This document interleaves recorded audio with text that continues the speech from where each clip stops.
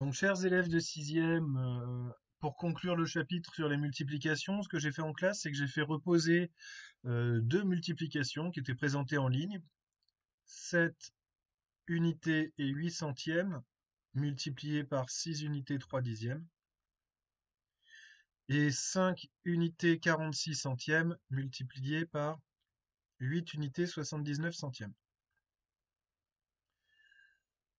Petit pense-bête, à chaque fois, il peut être sympathique de savoir à peu près à quoi s'attendre au résultat. Donc, l'idée, c'est de regarder si on prend les nombres les plus petits possibles pour les encadrements. Ici, 7,08, c'est directement plus grand que 7. 6,3, c'est plus grand que 6.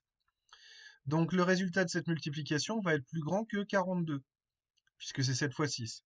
7,08, c'est plus petit que 8, c'est même beaucoup plus petit que 8. 6,3, c'est plus petit que 7. Donc le résultat sera 56.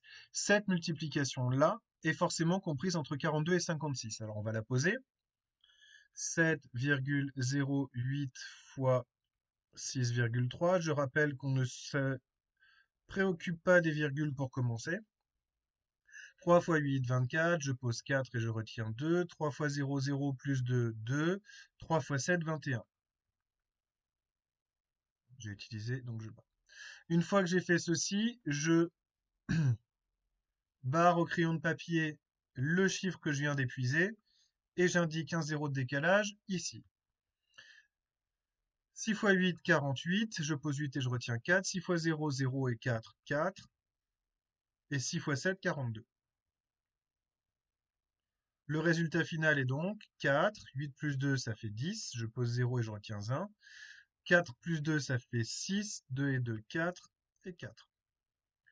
Je m'intéresse maintenant au nombre de chiffres après la virgule. Il y en a 1, 2, 3 chiffres après la virgule.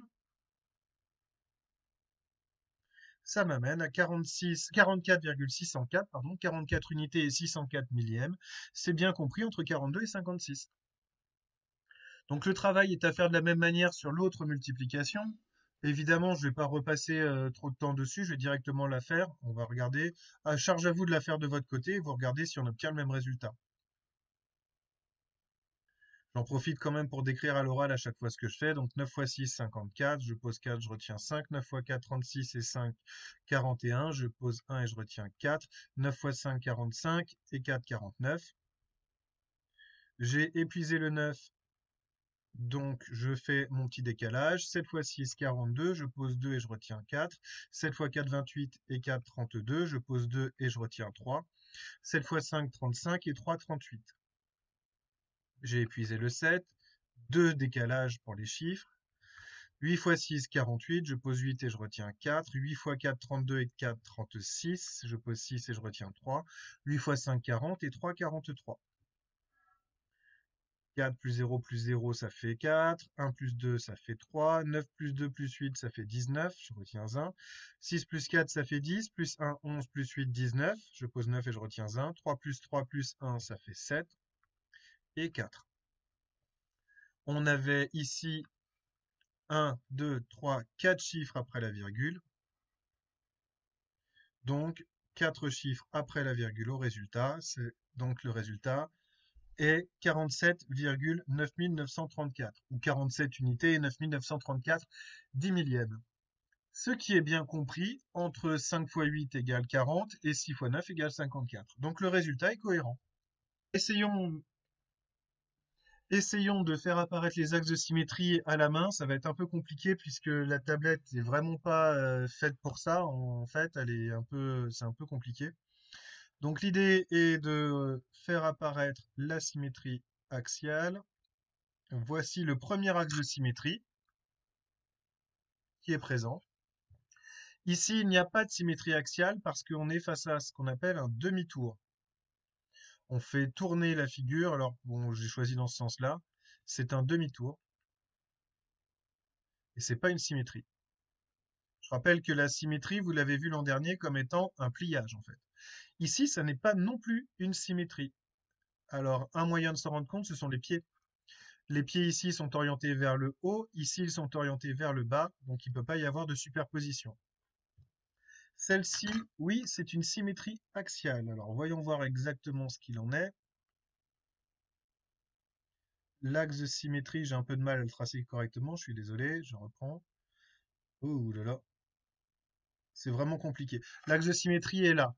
C'est vraiment très compliqué pour la propreté du dessin. Je vais le faire à main levée, tant pis. L'axe de symétrie est là et vous avez vraiment le pliage qui est ici. On le voit quand on replie ce personnage ici sur celui-ci, ils vont se superposer parfaitement. Ici aussi, il y a un axe de symétrie, il sera peut-être plus facile à dessiner. Celui-là, on va voir. Il est tout à fait apparent et on le voit très bien. Il est ici, en fait, pile entre les deux personnages. Ici, il n'y en a pas. C'est pas les pieds le problème c'est le bras, puisque vous voyez ici que les bras sont orientés de vers en haut à droite. Et donc, s'il y avait un axe de symétrie à cet endroit-là, qui est l'endroit où on voudrait le mettre, il faudrait que ces bras-là soient orientés ici. Donc, non, à cause des bras.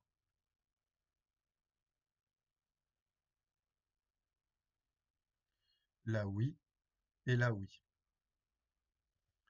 Ici, il n'y a pas de symétrie et c'est à cause des pieds. Regardez, les pieds sont tous les deux ici orientés vers la droite et aussi vers la droite. Donc non, à cause des pieds.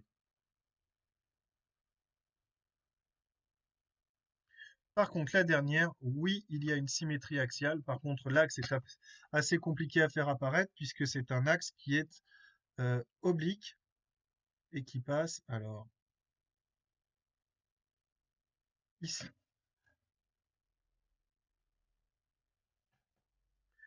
C'était le premier exercice de la partie symétrie axiale. On va regarder maintenant pour la suivante. Il fallait compléter les figures à la main, donc là je vous laisse le faire. L'idée c'est de compléter le demi-cercle, de faire apparaître le bon nombre de triangles qui sont là.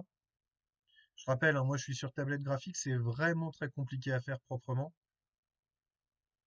La pièce de puzzle de la même manière, donc comme ceci, donc là elle est arrondie, pardon, et c'est ici qu'elle est un peu plus comme ça. On rebique, on fait une grosse boucle.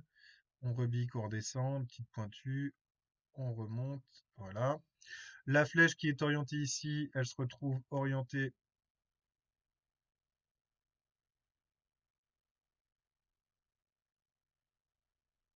de la façon suivante.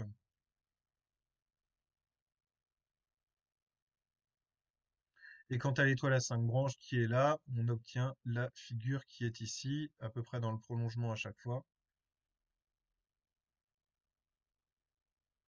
pour chacun des points. Le dernier exercice concernant la symétrie axiale, c'était celui qui est à faire pour aujourd'hui, les triangles fous. Alors j'ai proposé à chaque fois de faire apparaître la droite en couleur, de la bonne couleur, et d'après de hachurer et de colorier. Alors là, on a la droite PH, je hachure le triangle 3.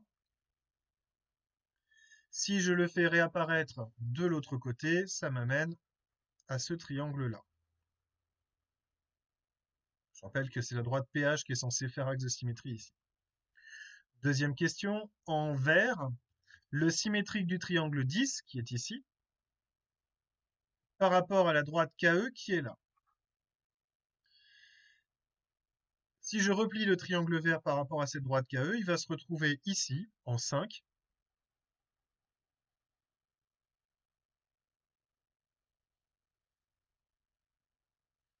En rouge maintenant, le triangle 6 qui est là doit être reflété par rapport à la droite ME qui est cette droite-là. Quand on a une symétrie axiale, il faut faire très attention donc pour ne pas se tromper au moment du pliage.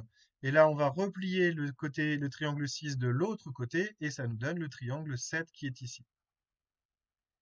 Avec des instruments de géométrie, on verra ça demain avec notamment les compas et les équerres. On verra exactement comment on fait.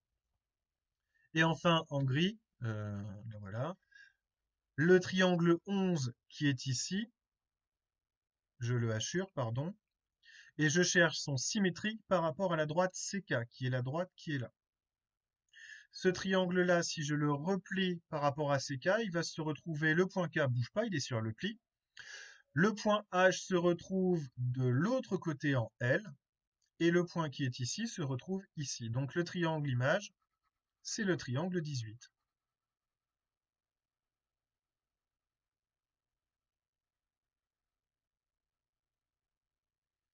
Donc voilà pour les exercices qui ont été faits en classe ce jeudi 5 mars et qui sont à faire pour le vendredi 6 mars.